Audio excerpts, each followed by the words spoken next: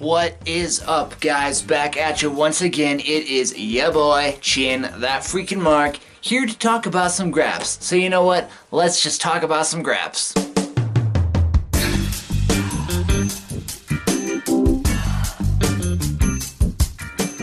Okay, so Smackdown starts off with Daniel Bryan still being a bit of a dick. He's like, last week I called y'all sheep and I was wrong. You're actually parasites. You're so much worse than that, alright?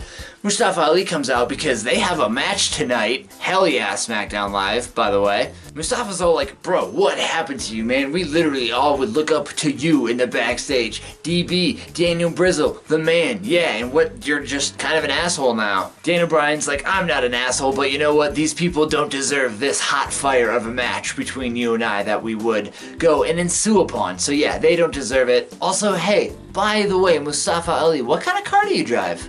Says Daniel Bryan. Mustafa Ali's like, I drive an SUV. And that was probably the worst thing you could have said to Daniel Bryan, because he just bitch slapicizes Mustafa Ali all up in the face, and then he does it a couple more times, and that just leads on into a good old-fashioned wrestling match. Who would have thought that? The match itself, I literally don't think this match could have been bad. This match was so good that during the commercial break, they did a motherfucking top rope Spanish fly. The match just keeps going, and before too long, Daniel Bryan submits Mustafa Ali. Kinda had to go that way, unfortunately. But after the match, we're up on the entrance, and Daniel Bryan's doing that new move where he just grabs your arm and kicks the fuck out of your face, man. Like, it looks so brutal, and Mustafa Ali was getting every bit of it, again, through the submission in, because he's kinda just that asshole now, Daniel Bryan. Next up is a segment that admittedly was way better than I thought it had the potential to be initially. The rap battle between The Bar and the Usos, hosted by the New Day, looking classy as fuck. Corey Graves with a dope Dumb and Dumber reference, talking about Xavier's orange tux and how he looks like he's gonna go purchase a white owl up in Aspen. Ha! I see you, Graves. Initially, I was gonna give the dick move of the night to whoever the fuck dressed up The Bar in those hip-hop outfits of theirs. Something occurred later that we got around to instead. But oh my god, the most cringeworthy / hilarious effort from The Bar with ice, shamey, ice. It was, oh my god. I don't think I've ever seen, and I've seen some shit, but I don't think I've ever seen the New Day and the Usos try harder to not laugh while doing their jobs on a Tuesday night. That alone just made this whole segment for me. The Usos actually just start throwing down, you know, actual hip-hop bars like somebody would do. They get a nice little Matt Hardy delete reference / chant getting all up in there. Cesaro just gets completely destroyed about the line about getting his grill fucked up on the turnbuckle way back when. That was hilarious, and they didn't really take to that too well, because not too long after that, The Bar jumps the Usos. The Usos have a nice little face-to-face with the New Day, but you know, they're dogs, so they don't really go at it right there. And everyone just kind of wrestles and gets their graps going. We then have The Miz in the ring with that World Cup trophy, just talking custody battles with Shane, and he literally gets down on one knee and begs for Shane McMahon to come out. So Shane comes out, and he's just, again, not really having it. Miz is like, no, we're gonna give this another go. Let's get a ref. Ref comes out. Let's get some jobbers. Jobbers come out. Chip and Chad this time. Chip and Chad pretty rad, if you ask me. Moving on. Shane just kills the fucking jobbers in like a matter of just seconds with his little Shane O'Mac punches. He ends the match with a pretty dope little triangle lock on it. The way that he just like went and threw it in was dope, I'm not gonna lie. After that was all done, we have Paige backstage, and she's pissed as a fart, just screaming at the referee, just being like, I did not sanction this match, so what the fuck?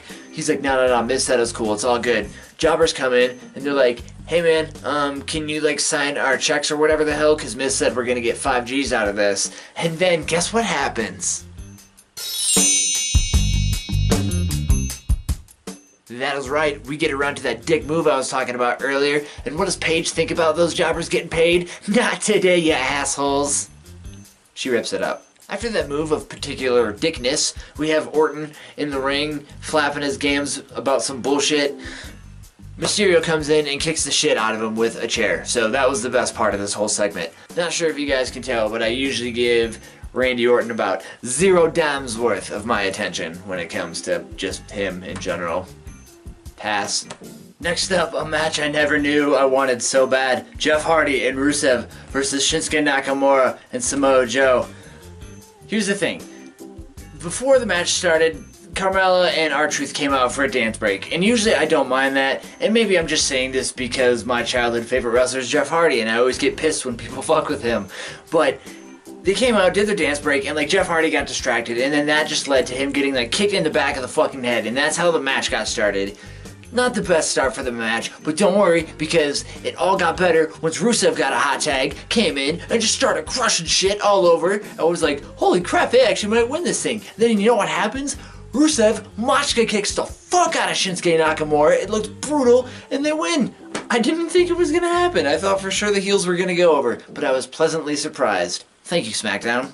And then, main event for the night. WrestleMania rematch, Charlotte versus Asuka. It was just awesome.